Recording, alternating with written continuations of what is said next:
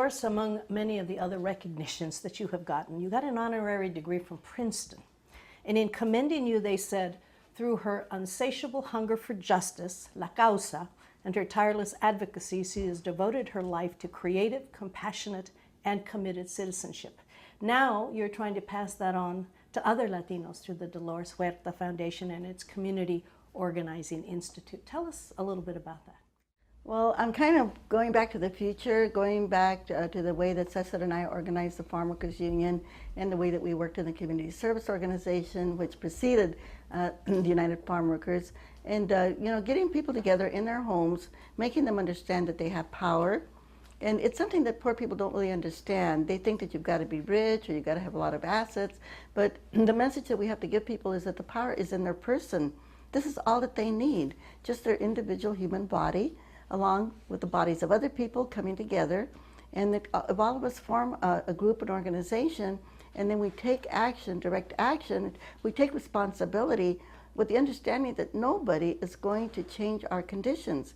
We are the only ones that can do it, and that they are the ones that have to act on it. And so if we can get people together in small groups, we convince them to do this, and then eventually great things happen. This is the way that Cesar and I organized the Farm Workers Union. Before that great Delano strike, we had been organizing for 3 years, from 1962 to 1965. So I'm kind of following the same model right now, going back to these immigrant communities where we have our new immigrants that come in. They don't know what their rights are, they don't know what protections they can get, and they also don't realize that they also have responsibilities, and that they don't have to be victims, that they can make changes in their community even if they're not citizens, sometimes even if they're not documented, that just coming together that they can make changes. And it works, and it's a beautiful model. It's hard to explain sometimes because people don't understand that it takes time, it takes patience, and to build that indigenous leadership from communities, people will take leadership if they know that they have an organization to back them up. That's interesting, because it said about the soldadera that it was her steadfastness that actually won the Mexican Revolution, because if they weren't there to cook those tortillas and do whatever was necessary, as well as fight the good fight next to the men, that many of the men would have left the war and gone home.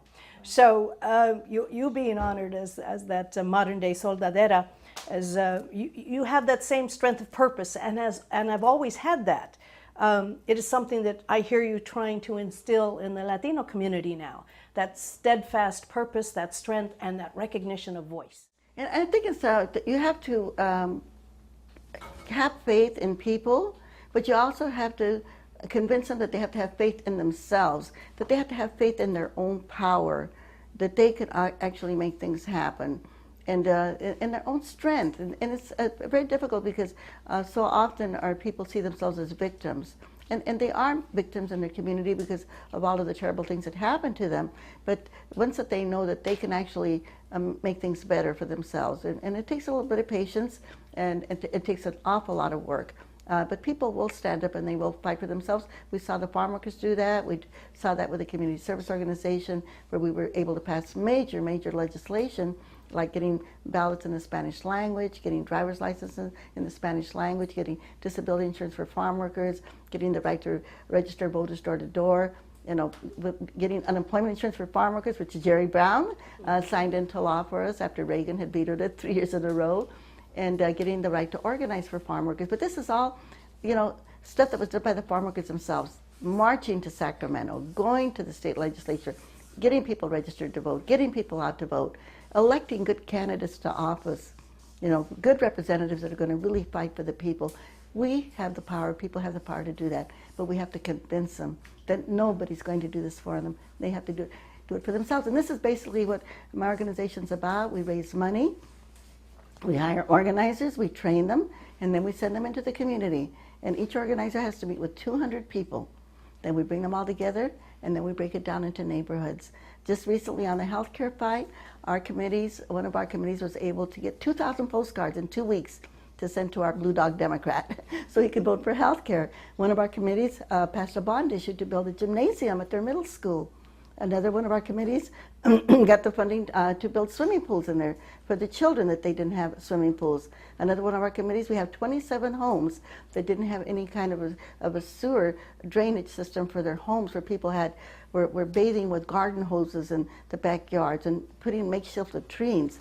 We're talking about California here, not Mexico or somewhere else. California. And now they have they're going to get a new storm system, sewer drainage, and it's only going to cost them $50 a family.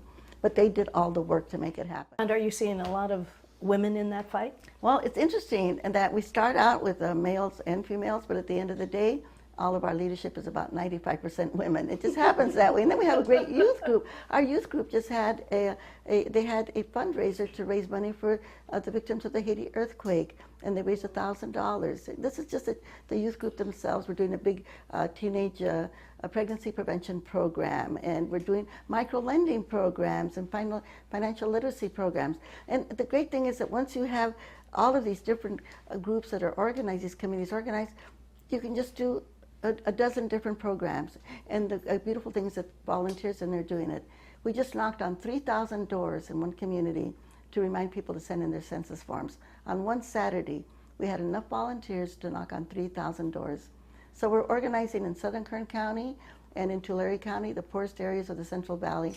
And if we can raise more money, hopefully we want to create an endowment, then we can hire more organizers, train them, and send them into the rest of our communities. And it doesn't have to be just the Central Valley with farm workers.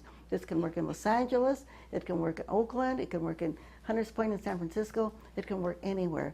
We just need the funding. Linda, just as we wrap this up, how do you talk to people about this, having this voice and standing up, and and particularly women? Do you? Well, I have to talk to myself in the mirror, because like I said, I'm directly descended from Chicken Little, so I wring my hands.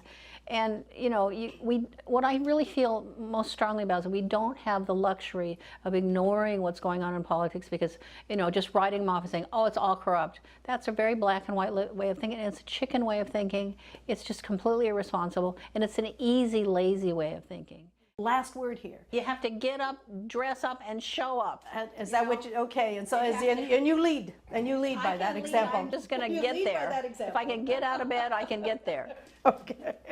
Before we go, what is your website? It's www.doloreshuerta.org. That's DOLORESHUERTA.org. Very good, and may it live long and prosper as you are doing. Thank you very much for all your work. Thank you. Thank you, Linda.